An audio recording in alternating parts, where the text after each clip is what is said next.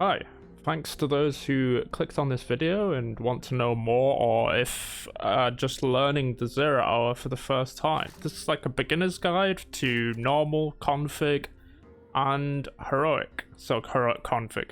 I was helped by the good old Normand as well as KB, thanks to those who helped. But this is a hopefully in-depth guide to the whole of the 3 scenarios, but you can do config and heroic completions as well.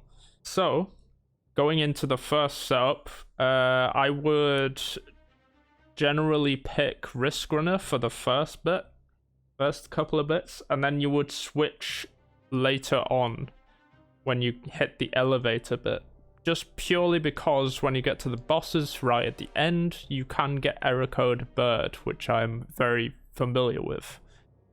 And about the other weapons you should use for the first few bits, again, Risk Runner is good, but I'll get into the con about Risk Runner in a moment. But you need to use, you can use a bow. Jotun is pretty good. I personally use sometimes Mountaintop if you have it, or Eye of Saul, or Evoker, or any kind of sniper. You can even use Long Shadow, or even using Guillotine, because it's the most valuable sword or heavy to use at the moment, and it's pretty good against the spider tank later on. But anyways, talking about the Risk Runner again, might drop a clip here to show what happens, but yeah. Soon. I feel like there may be some sort of bird involved in the podcast right now. And if that was from the podcast, yeah, if you want to check out the podcast, feel free to hit the subscribe button, or even check out my channel for more content like that. But anyways, if you're the beginner side of this, you'll hit the Earth symbol for the EDZ. And then you will go to the top right part of the map, and it'll be a yellow icon called the farm. So this is for the new light players that don't understand what the farm is. It used to be a social space for us, for the veterans, the Destiny 2 veterans now we're calling them. Once you've done that, and you've loaded in, you'll run off to the right hand side of the map, then go down the basement. You'll do left and a right turn, and as you can see here, Mr. Normand is graciously waiting, can't wait to get involved in this good old 0 hour. And then you hold X. Only the host can hold X to rendezvous with the Fallen at the bomb. And then let's get into it. I forgot to mention that there will be timestamps and chapters if you need to look at a specific part of the guide.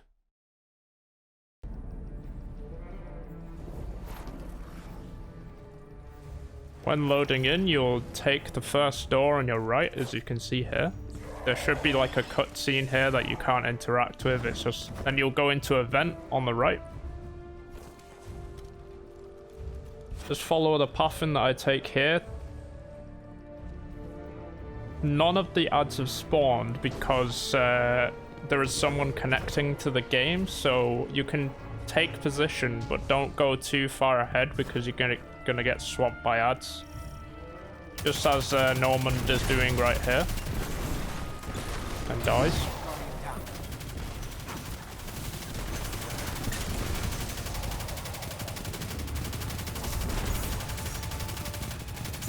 When you've killed all the ads, the barrier in the back there will deactivate as well.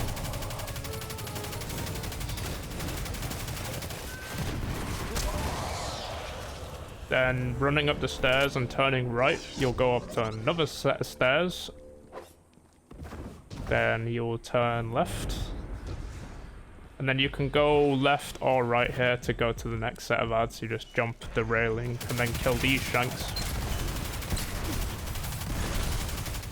Every element of shield is present in this this 0 hour as well. There are 3 heavy shanks in this area and 3 snipers near the vault areas on the roofs. Typically you have someone on the right clearing the ads, and then you have 2 or 1 person on the left.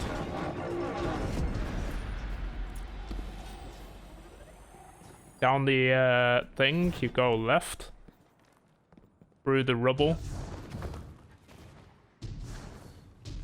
and you can slide or crouch underneath this terrain. Then there'll be some more snipers ahead.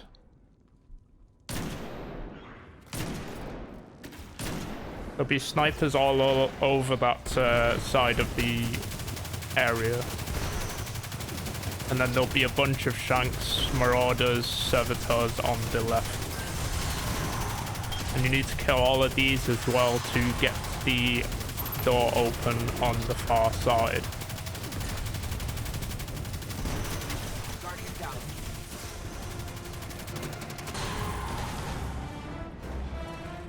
And when you get down to the hangar area, there will always be 2 servitors. Sometimes they latch together, and you can kill then you can kill the spider tank at the end. If someone throws an oppressive darkness nade at it and then uses a bubble in the middle, and then you all guillotine it, it should nearly kill it, if not kill it straight away. If you kill it too fast, the actual spider tank will despawn when you kill it. Then you'll have some more set of ads with a captain with a load of swords in the next area. Then you'll have another heavy shank, and then you'll have loads of snipers on the right hand side. Quickly dispatch all of them, and then you'll open up the doorway on the far side again.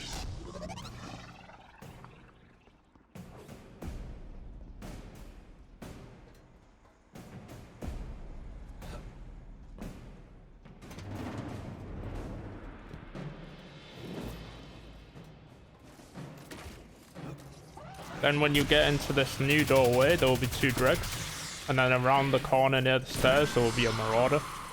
Then when you go up the stairs, there'll be a sniper vandal. Then when you go down the stairs, there'll be 1 marauder and 2 dregs.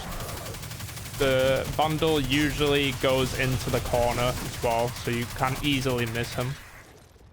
Then you have another corridor of 2 dregs, and then another corridor of another marauder and 2 dregs after that.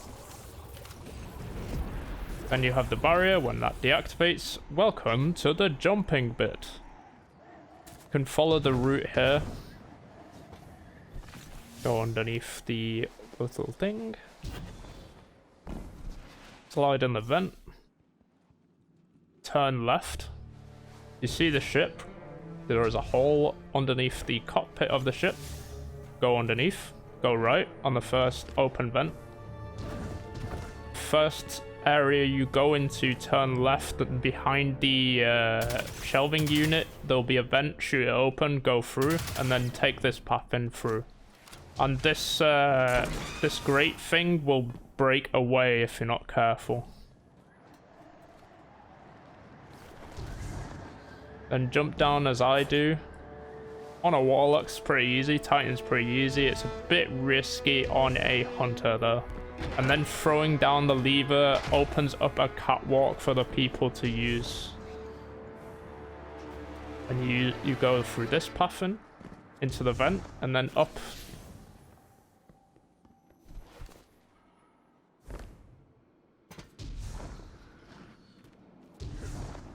You need to go up and above all of these pillars, and then you need to make sure you hit this vent. So if you're climbing the right side, make note that you're on the right side, and then you shoot the vent open. Can be very confused right here. And this part is you jump on the red bits, the pipes, and then you jump into the next red bits. You can jump on the fans to make sure you don't die. And I might leave a good old joke in here as well that Noel likes. KB. Yeah. Have you ever told you I'm Troll's biggest fan? You get it, biggest fan. For this part, you need to jump on the ledges. They're very slanted, so it's easy for you to bounce off the ledges and die, so you need to be careful with these. And then hitting the lever makes some nice little ledges for your teammates to jump on. Then when you slide around in these vents, you get to ventilation.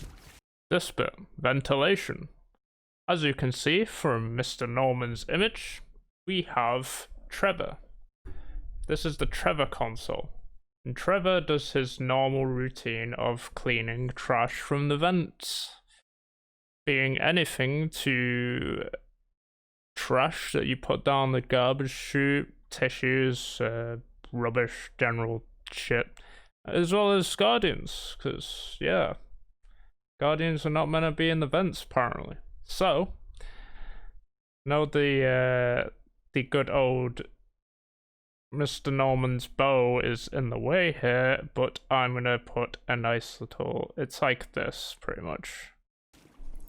Right, after we have amended Noel's picture, because of his bow, the first person to drop down will drop down here.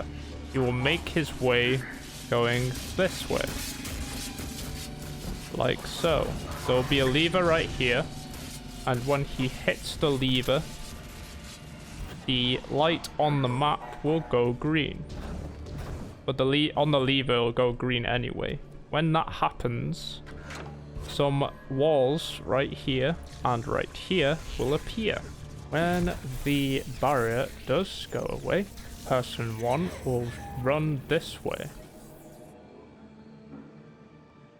Then hitting this one, then making it green. Person 1 should be fine after that by running this way to the end.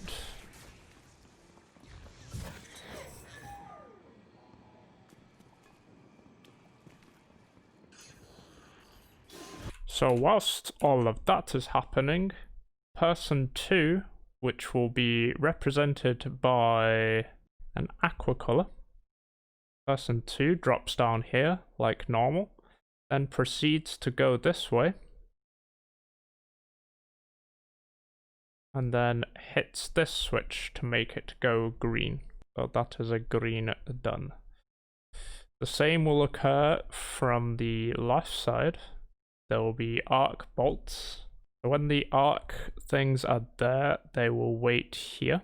Or they can even backtrack this way and go this way, just depending on where Trevor is. When the arc goes away, it depends how late the person 2 is. If he's late, he'll go backwards. So he will go this way and hide right here. There'll be pipes like this. I'll hide right here because Trevor should come down this way. When Trevor has gone away, you will make your way to this one and do the same. You will put your lever down and then you will make it green.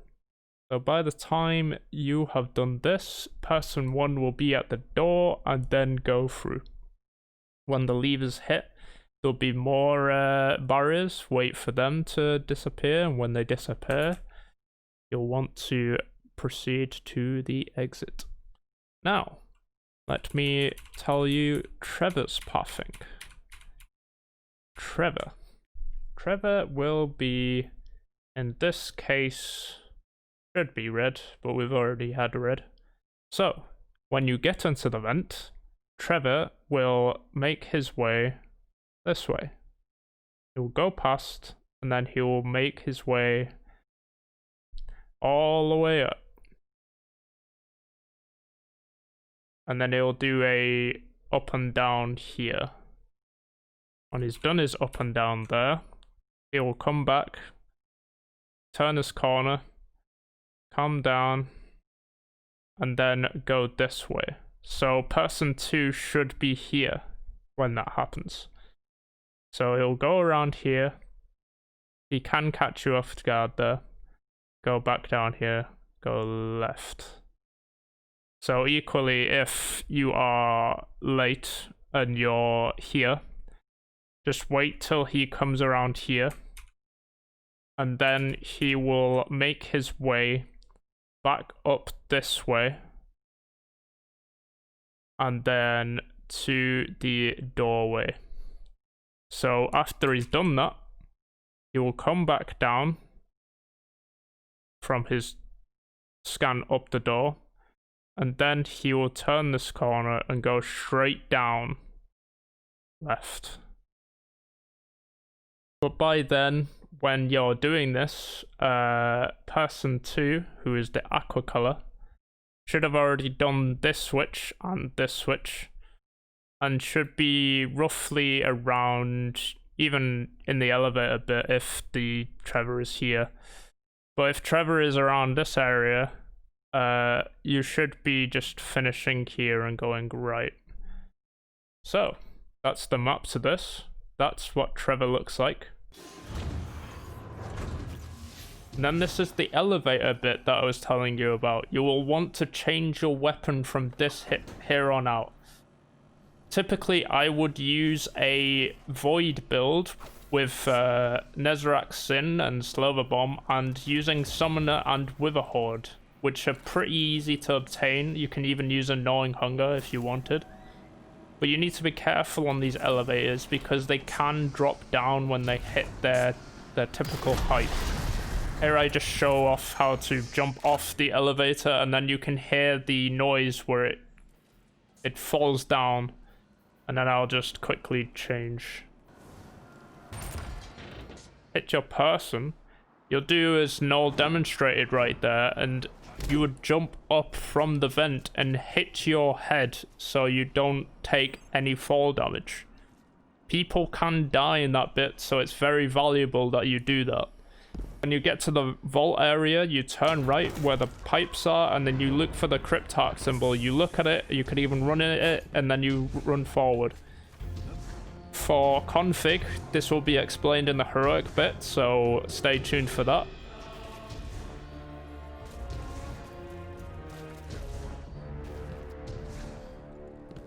Then you'll jump down this hole. Then proceed as pathed.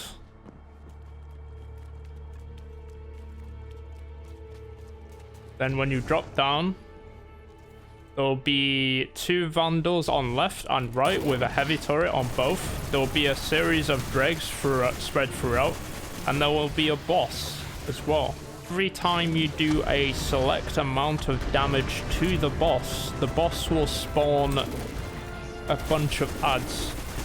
So I'm pretty sure it is 5% per. So 5% on the first one is going to be a giant Sevator with a bunch of shanks. If you're still using Risk Runner, be wary that you can get error coded if you shoot the Risk Runner at the Sevator.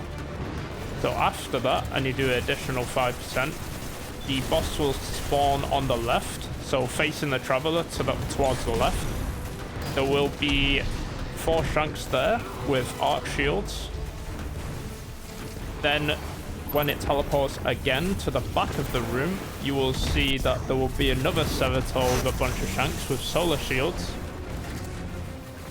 Then when you've done another additional 5%, it will spawn to the right of the room with some more arc shanks. And then when you've done another additional 5% damage, it will spawn 2 shanks in the middle with 2 vandals with 4 invisible marauders, and on the left hand side and the right hand side there will be 2 spider tanks. Sometimes you do a lot of damage and the shanks can respawn, which can be problematic, but it's fine if you do have an organized team and you have a lot of DPS. You can nuke the boss straight away, but you can get overrun, which means you will mostly be prone to dying a lot more. So I highly recommend you do 5% damage each time, killing the adds as they spawn, and then do DPS. Because being overrun in this situation and trying to do boss DPS is a bad move. And that concludes the normal. And if you do it before 5 minutes, the 5-minute mark, you get a nice little emblem as well.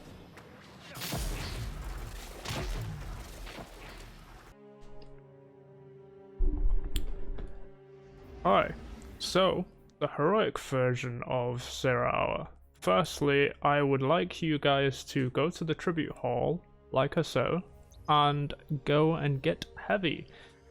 And special, of course. So you start off from the starting line with full, heavy, and special. If you do, of course, struggle with killing the ads or you remember down, you can use the fallen mods until they are sunset from the previous guide.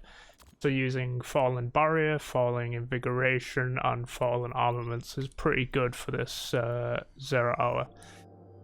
Similar to the normal one, you do the same killing part, so if you need to refresh that, rewind back to this time.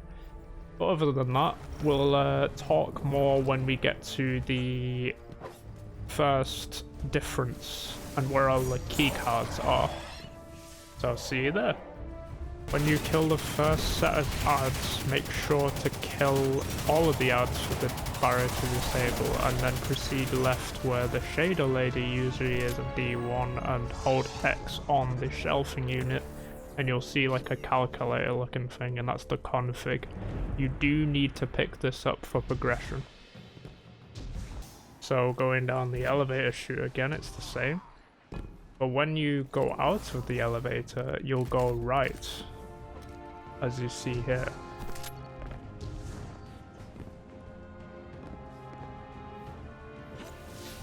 The first key card is beneath the stairs. You'll follow this pathway. Be careful of that hole because you can fall and die. And everyone gets it if they picked up the config.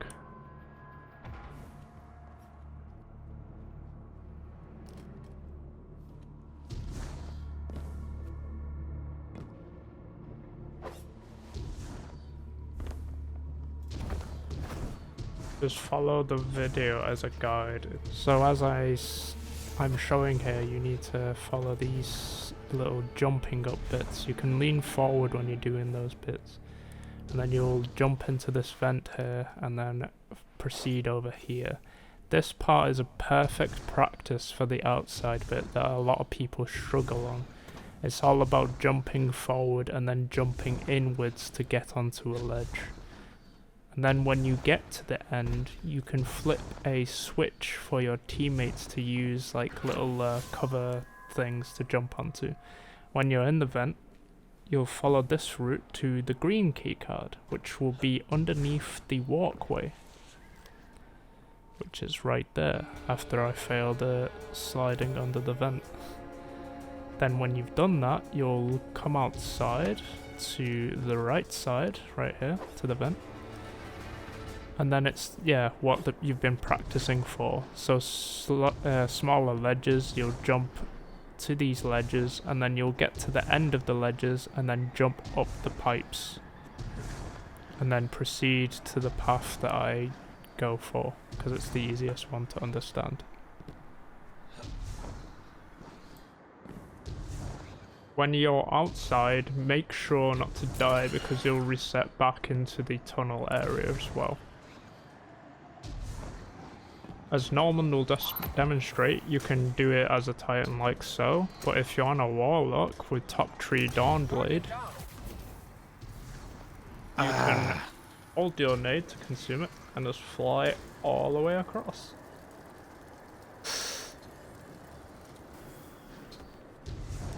When you've done that, you'll jump across the ledges right here, as you can see. You'll go for the first flap that's open, you'll run left for the card key.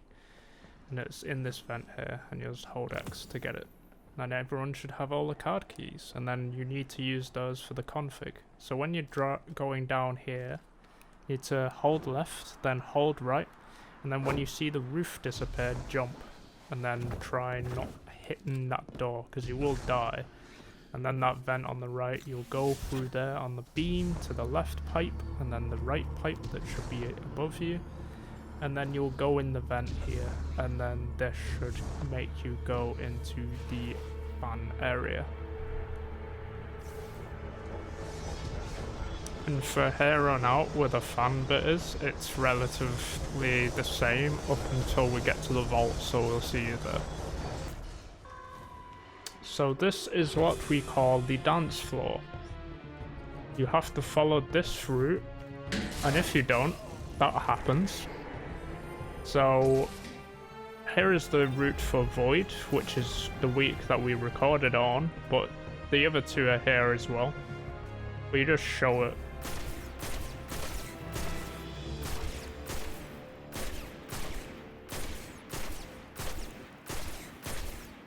And then when one person has done that, they can turn the corner and hit the lever so the buddy doesn't have to do it and they can just run across. So, config.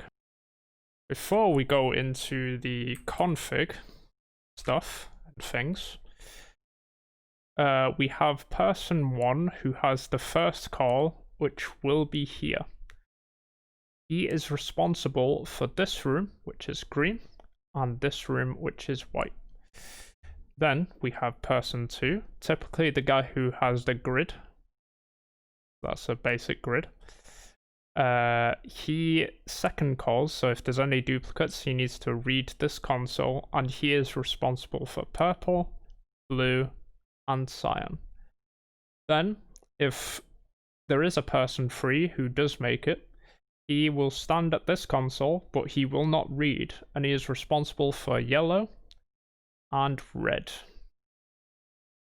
If, however, Mr. Console 3 is not there,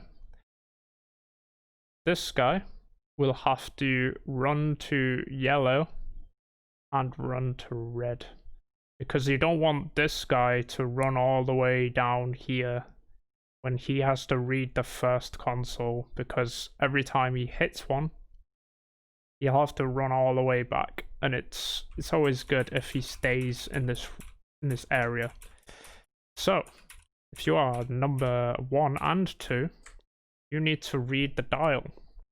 This is the dial. Now, the dial is literally here. You got 1, 2, 3, 4, 5, 6, 7, 8, 9, 10, 11, 12. It's the same for all of the dials in the room. So, for example, if this was a code, it would be 4-3. You will always read the dial on the left first, because it's on the left. And then you'll read the big dial on the right. So you'll call 4-3, and then the grid guy will look at the grid, and it will correspond to a color. And if it has 2 codes under it, so for example, it says 4-3. 4-3 is here. It could be green or it could be purple. So the guy on the second console, this guy, will read his console with the same reading dials. It should be 2-4 or 2-11. So his console will have this one on, and his console will either be this one, so it'll either be 2-11 or 2-4. And then when he has read one of these, he will have the answer to it. So if he has read that and he has the answer to it, and it is 2-4, he will read green 1. And as we said before, green is here, so person number 1 needs to run to that room. Where he has green, he'll run into this room, turn right, go in the right corner, and hold X on this console. And then that is 1 done. So for a couple of examples of callouts and stuff like that, this is how it looks like. And for any of you wondering, there will be an actual video today. So a back-to-back video. There's a guide and our playthrough. Shadow him. Okay. 4-3. 2-4, green 1.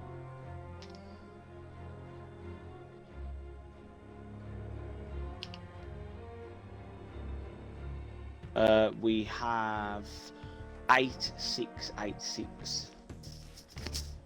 8686. 92, yellow 5.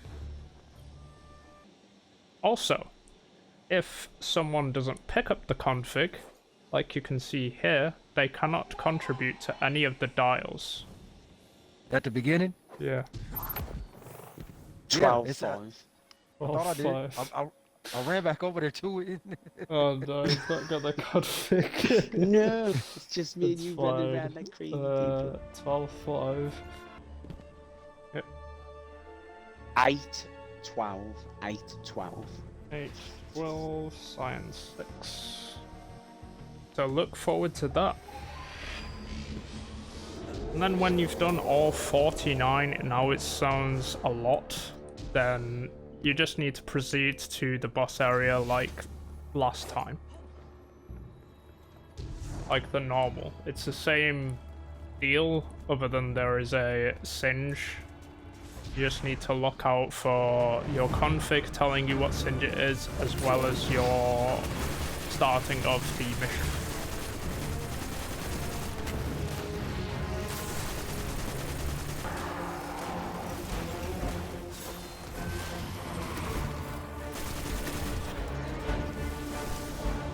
Then when you are done with your config and your boss at the end, that is the same process as normal, you will have got some progression on your catalyst as well as a ship.